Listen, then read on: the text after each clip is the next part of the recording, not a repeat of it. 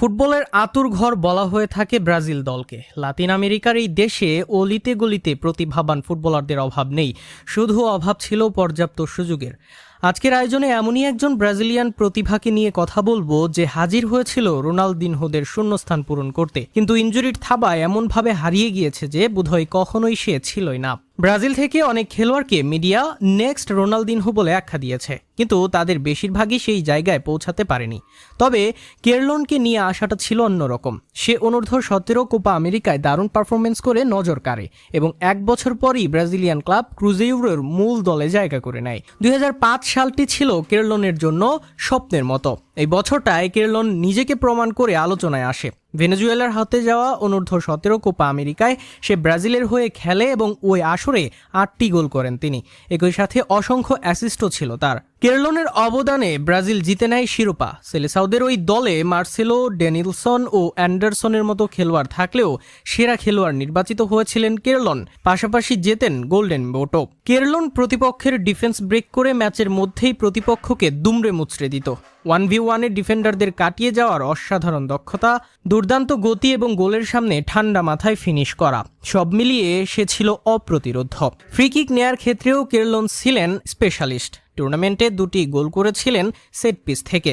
অনূর্ধ্ব-17 Copa America শিরোপা জয়ের ফলে ব্রাজিলের অনূর্ধ্ব-17 বিশ্বকাপে জায়গা করে নেয়। তবে ইনজুরিজনিত কারণে কেরলন খেলতে পারেননি। তারপর থেকে ইনজুরি হয়ে উঠে ব্রাজিলিয়ান এই প্রতিভাবানের ক্যারিয়ারের নিয়মিত ঘটনা। ফলে ক্রুজেইরো ক্লাবের হয়ে তার অভিষেক 1 বছর পিছিয়ে যায়।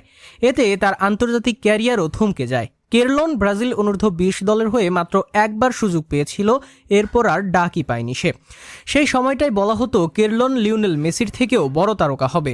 2006 সালে স্পেন ও ইতালির বড় বড় ক্লাব তাকে দলে ফেরাতে মরিয়া হয়ে ওঠে, তবে বাস্তবে তা সম্ভব হয়ে ওঠেনি। বারবার ইনজুরিতে পড়ার কারণে বড় ক্লাবগুলো পিছিয়ে যায়। 2 বছর ক্রুজেইরোর হয়ে খেলার পর 2008 সালে এই তারকা যোগ দেয় ছোট্ট সারির এক ক্লাবে।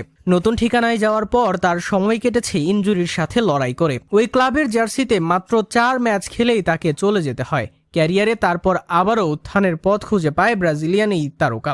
নাম লেখান ইতালিয়ান জায়ান্ট ক্লাব ইন্টার মিলানে, তবে সেখানেও ভাগ্যে ভাটা পড়ে তার। তখনকার সময়ে ইন্টার মিলানের দায়িত্বে হোসে মরিনহো থাকলে তাকে নিজের পরিকল্পনায় বাইরে রাখেন। ইন্টার মিলানে তার যাওয়া ছিল স্বপ্ন পূরণের মতো, কিন্তু নিজেকে প্রমাণ করার সুযোগই পায়নি সে। সেখান থেকে তাকে লোনে পাঠানো হয় ডাচ ক্লাব আয়াক্সেও তাকে মূল দলে খেলানো হয়নি, পুরো সিজন রিজার্ভ দলে কাটায় সে। ফলে 2010 সালে কোনো ক্লাবই তাকে রাখতে চায়নি। সমস্ত স্বপ্ন ভঙ্গের সাক্ষী হয়ে পরিবারের কাছে থাকার জন্য সে ব্রাজিলে ফিরে যায়। ব্রাজিলিয়ান এই প্রতিভা ক্যারিয়ারের শুরু লগ্ন থেকেই নাম কুড়িয়েছিল তার স্পেশাল একটি স্কিলের জন্য, যার ব্রাজিলিয়ান নাম ড্রিবলে দা ফুকুইনহা, ইংরেজিতে যেটাকে বলা হয় সিল ড্রিবল। এই সিল ড্রিবলের জাদুকর কেরলন ফুটবলের এক ট্র্যাজিক হিরো হয়েই থেকে গেল। মাথায় বল বাউন্স করে এগিয়ে যাওয়ার উদ্ভাবনী সিল ড্রিবল তাকে জনপ্রিয়তা দিলেও প্রতিপক্ষের ডার্টি ফাউল ও ইনজুরি তার ক্যারিয়ার ধ্বংস করে দেয়। 6 বার হাঁটুতে সার্জারির ধকল সইতে না পেরে 2017 সালে মাত্র 29 বছর বয়সে এই অসমাপ্ত প্রতিভা অবসর নিতে বাধ্য হন। কেরলিনকে বলাই যায় ইনজুরির থাবায় হারিয়ে যাওয়া ফুটবলের এক অনন্য শৈল্পিক চরিত্র।